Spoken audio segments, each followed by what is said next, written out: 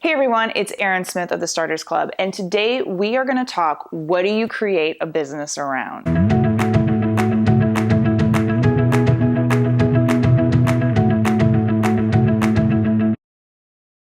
So I get asked this question all the time when it comes to your business and what do you create a business around?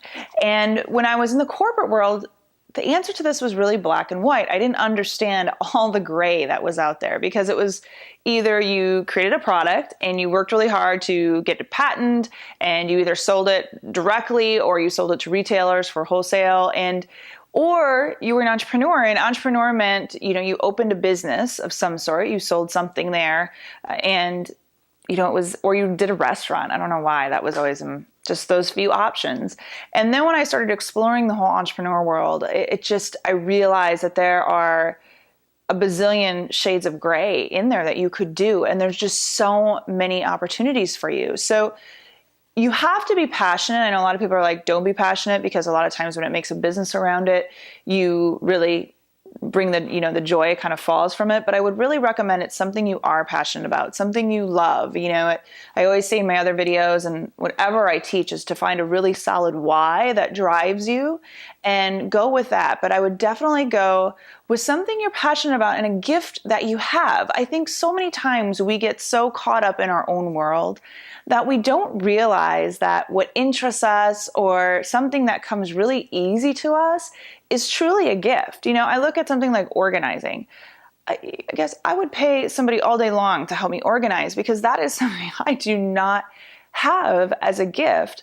However, I have my own set of gifts. I love figuring things out. I love, putting the whole business process together, where a lot of people are completely lost by that. So instead of taking those things for granted of what comes very easily to you, start thinking about, how could I package this up? Could I do a course around it? Could I do a consulting service around it?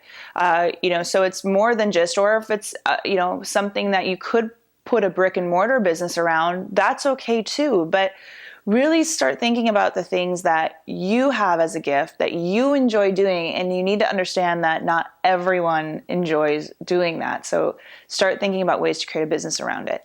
If you are completely lost of the passion side of things, so I know a lot of times it's really easy to say, go with your passion. And there's a lot of people saying, I don't even know what I'm passionate about. And I'll be honest, I suffered from the same thing too, because when I was in corporate America, you just become numb. And I hate to be at that point, and I was totally at that point. I didn't think of myself at all. It was going through the motions. It was getting the things done, what was going to, progress my career, when I had no desire or love or passion for it. And I just left anything that was inside of me die. And I know it sounds harsh, but I can tell you that's exactly in the place that I was. And I think the thing you have to do is just start cultivating any curiosity that you have. So for me, my very first business outside of real estate was my first kind of, this seems intriguing. And then I went with my passion of animals. I mean, if there's anything that makes me tick, it's rescuing a dog. And then I was able to really take that understanding of your dogs are like your children, which even though with kids, I still think they are. And I was able to utilize that from a pet sitting business and show that and say, what, this is how I feel. This is what's important to me. And I can take that and instill those same values in with my clients. If they feel that way, then I want to make sure that I'm the pet sitter for them. And anybody I hired, they had to feel that same way. So that was my first passion. And I took that and made a business around it. So what interests you? What makes you happy inside? This is the first thing I tell people. If you could have 2 hours to your day or 2 hours to a week even, that you had no, money wasn't involved, you weren't numbing yourself out to the world. You can't just sit and watch TV or sit on Facebook for 2 hours, but something that really made you truly happy and that made you come alive, what would it be?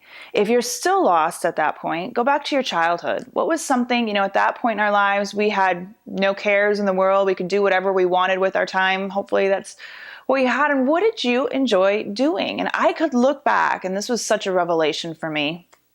I looked back at my childhood and said, wow, these specific things were really important to me, and I loved doing them. And honestly, that's what my business is around. I loved helping people. I love the whole entrepreneurial spirit. I used to go through and figure out ways I could make money with like spirit things at school. That was what I love doing. And to think that I'm still helping people figure out how to make money and do that is pretty funny how the whole linkage happens. But it's truly real that when we're kids, that's what we love doing. So there's so many things, you guys, just because you're not in the black or the white of a product or a basic service that everybody knows and loves, it doesn't mean you can't create a business around it. And if you're still not sure, start cultivating. It really, really can make a valuable difference in your life. Start connecting with that desire and your passions and your love. Just because you don't have it all laid out yet doesn't mean you're hopeless and you can never do it. But start putting your mind there and you'll be amazed at the opportunities and the things that open up for you. So I don't care who you are. I don't care what your background. Anything is possible when it comes to starting a business and being an entrepreneur. And just you have to start putting one foot in front of the other and getting there. So until next time, this is Erin Smith of the Starters Club.